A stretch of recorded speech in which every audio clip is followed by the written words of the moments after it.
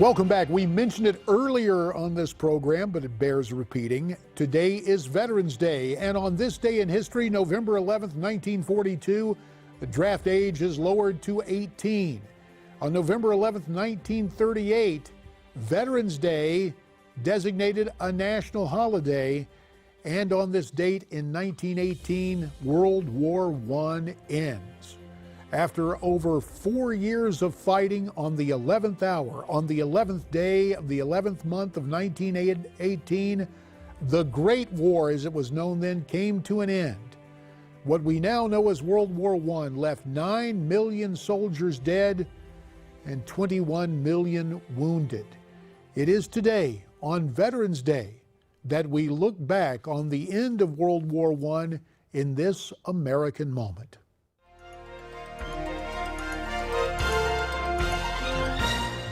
It was called the War to End All Wars, but instead it only served as a prelude of worse things to come.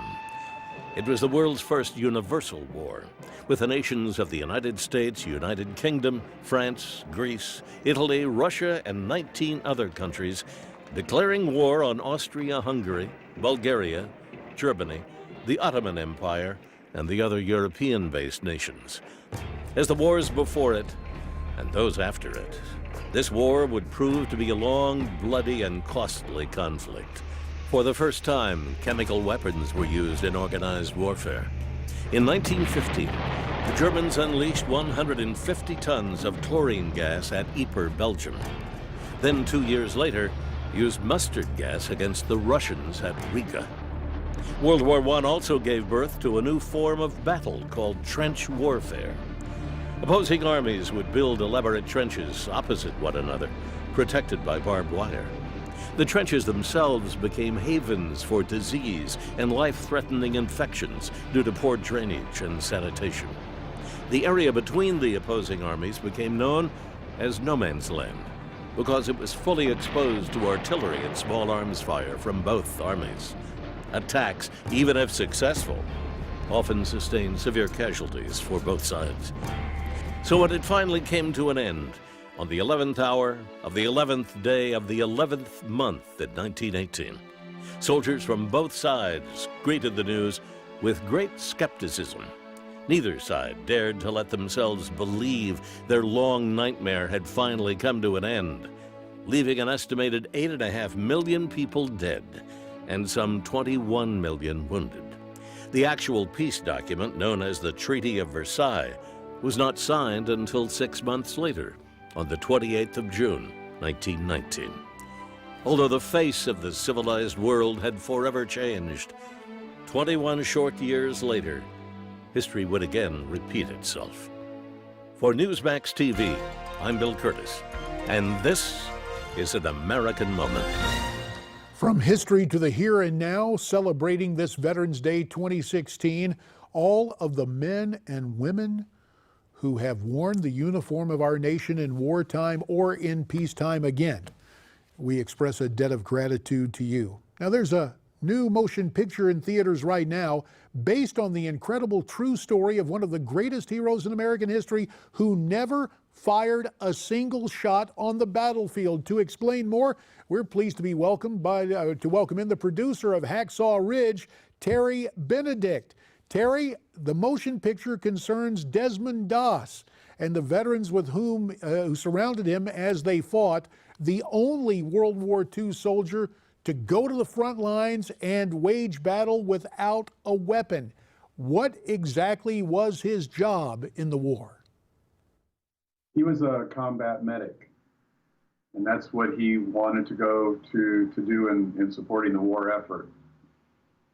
And so he decided that he would go to aid his fellow Americans as a medic on the battlefield. Stirring scenes and an incredible story. Tell us how he was recognized and of all his exploits, for what is he remembered most? Well, aside from his exploits, I think the thing that he's remembered most for is his unconditional love for his fellow man. Whether that was before the war, during the war, after the war, he just had this faith in God that drove this service to do whatever he could to help people. And for him, he really felt called to be a combat medic. He had a legitimate deferment. He could have stayed out of the war, but he really felt like he wanted to go serve on the front lines, and so he joined. And what the recruiters, failed to tell him was, well, you're going to be required to carry a gun. And he believed that he didn't have to because of an executive order signed by President Roosevelt a year or two earlier that said he didn't have to carry a weapon. And that's that label that they typically get is called the conscientious objector. But as Desmond liked to say, he was a conscientious cooperator.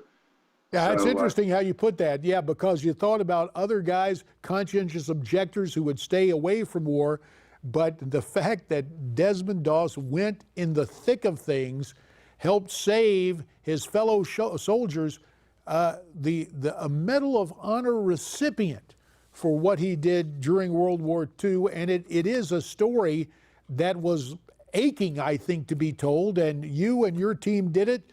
The talk in Hollywood is that this is shaping up to be a big contender for awards of its own. Mel Gibson taking home Best Director at the Hollywood Film Awards this week.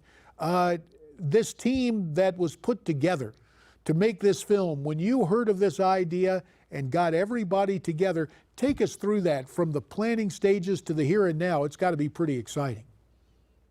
Well, for me, it's a very long journey. I first read Desmond's story when I was about 10 years old and met him when I was a little boy at the age of 12 at a church summer camp, and then reconnected with him much later on in my film career.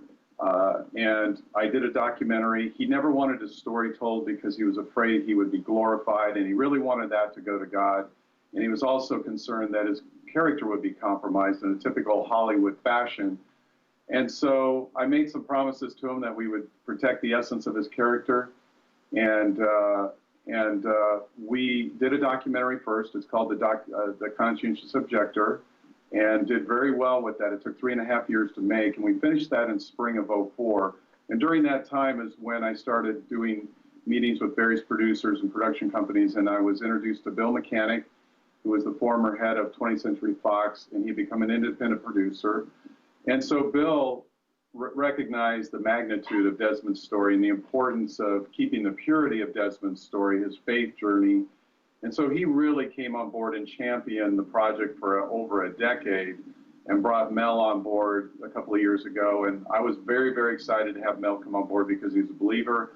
He understood the essence of Desmond's faith journey and knew that he would treat it with in a proper context, and that's what he did. In fact, while the film is very graphic, Mel did a terrific job in balancing, showing the story of a medic in a graphic, hellish nature, and then showing Desmond's character cleaning up that carnage that happens up on the battlefield, and by letting 75 men down over a cliff. And these men who had abused and harassed him for 2.5 years, he saved their lives on top of this cliff, and so they fell in love with him and recommended him for the military's highest citation, which is, of course, the Medal of Honor.